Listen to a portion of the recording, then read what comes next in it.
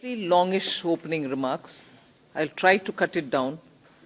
But over and above what you heard me say, I just want to give the overall perspective, so I'll take a bit longer than I desire. See, this is an interim budget presented just before the election, obviously. The four large things that I want to draw your attention to is GDP.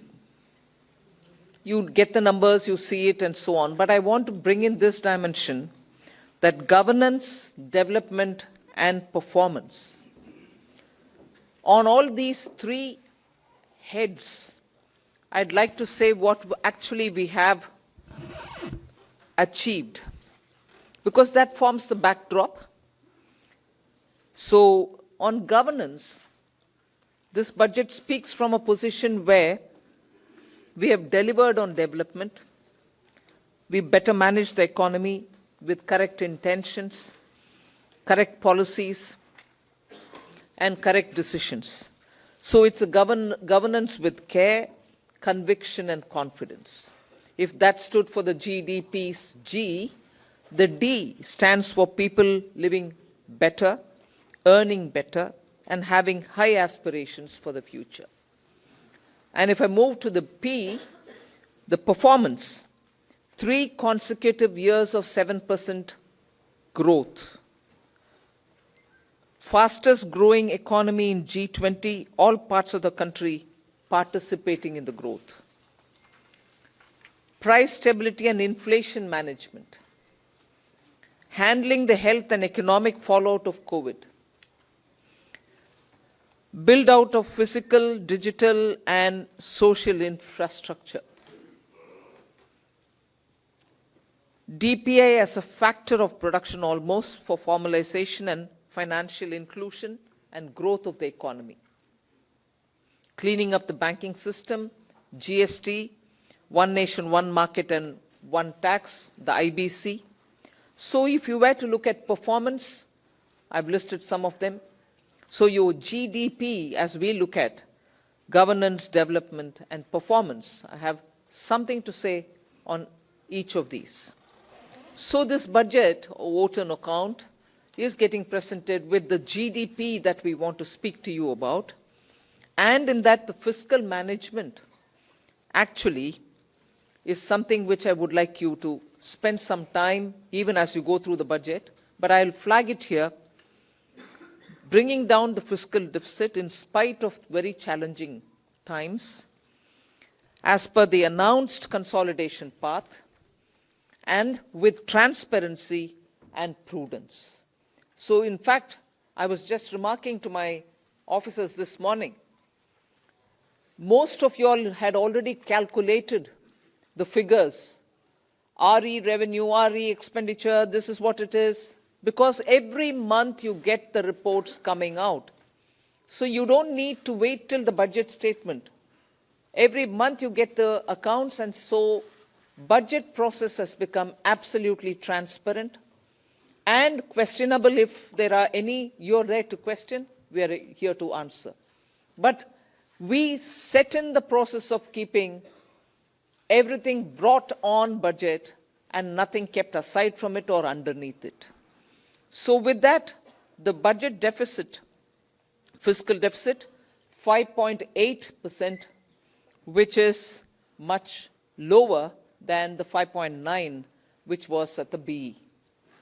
Similarly, for the 24-25 budget, we've given 5.1 as the fiscal deficit, so clearly indicating that we are on track to meet the glide path which was set in 2021-22, and that we are well on track to meet the 4.5% fiscal deficit, on or below 4.5 even by FY26.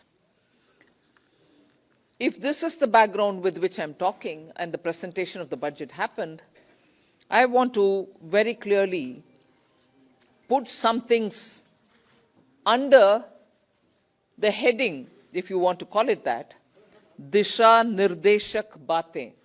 You must have heard the Honorable Prime Minister speak before the Parliament session, well before the session commenced.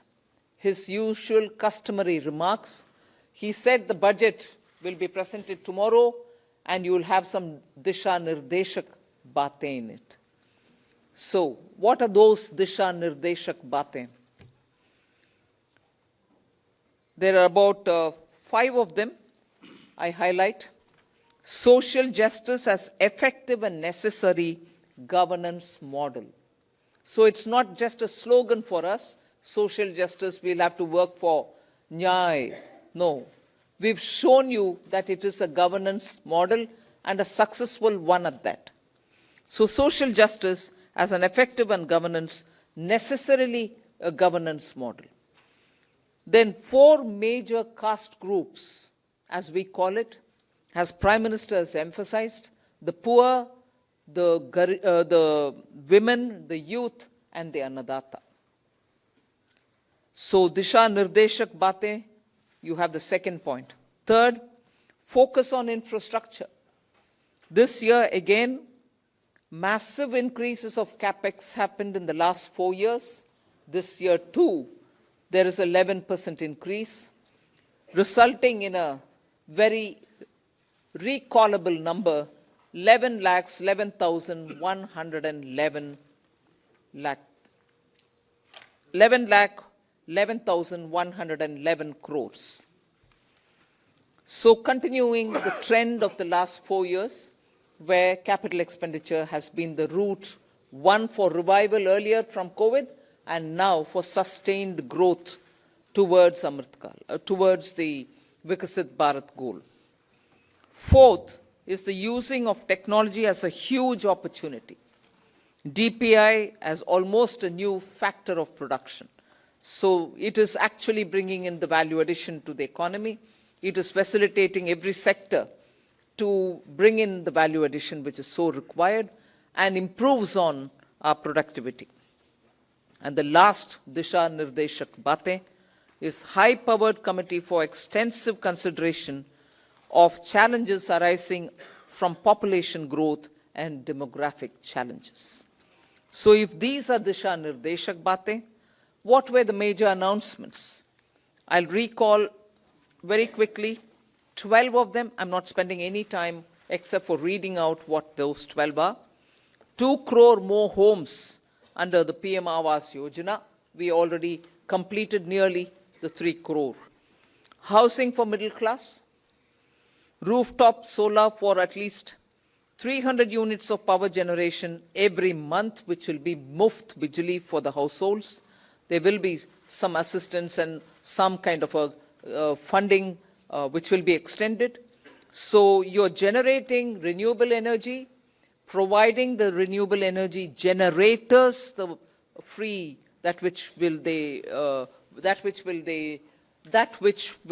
they would want to use, and over and above that, the surplus that they produce can be used for selling and earning money out of it. Enhancement of target for Lakpati Didi from 2 crore women to 3 crore women. Preparing and empowering the MSMEs to grow and compete globally. Aligning regulatory environment for them. The sixth is making sure that the eastern region, and when I say eastern region, I'm not talking about Northeast. Northeast will get the attention that they've been getting all the while. They will still continue to get it, and they will be on the top of our priority.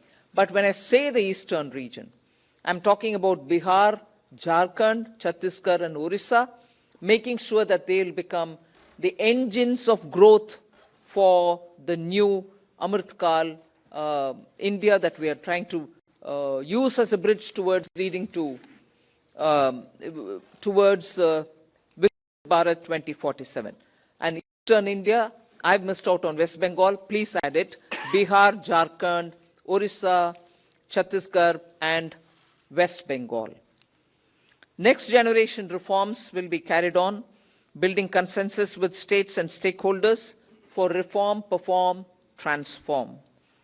3 major corridors which are programs for railways, for logistics efficiency, and they explained the important point that I want to highlight there is to make sure for Vikasit Bharat, you just don't need to build for better passenger convenience. You need to build for better passenger convenience. You need to give them safety. You need to shorten the traveling time for them. So one of the corridor is going to give emphasis for high density routes where passengers traffic is very high. We need efficiencies and better safety in those areas. But for Viksit Bharat, passengers need to move as they wish.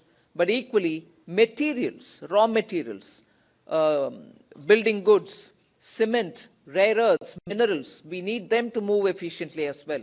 So the corridor will take care of that as well.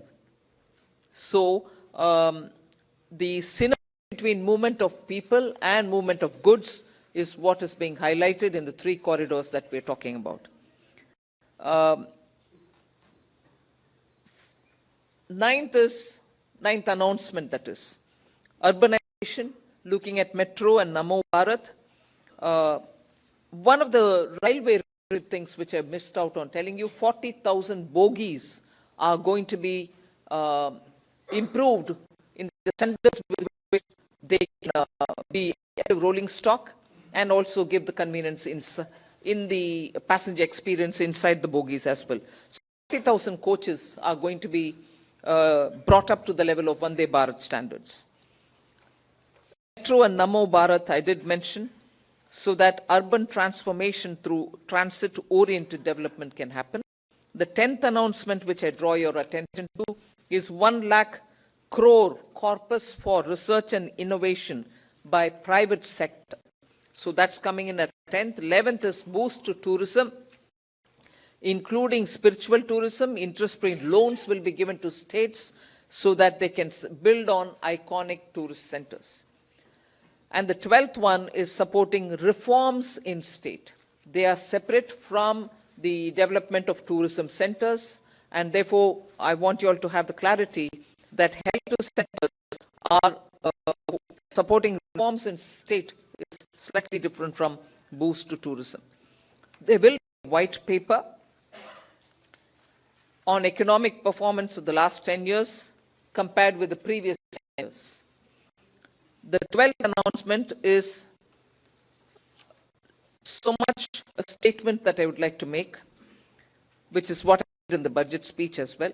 Government has got the trust and the confidence and the blessings of the people based on its exemplary track record of GDP, as I said, governance, development and performance, effective delivery, and also on Jan Kalyan.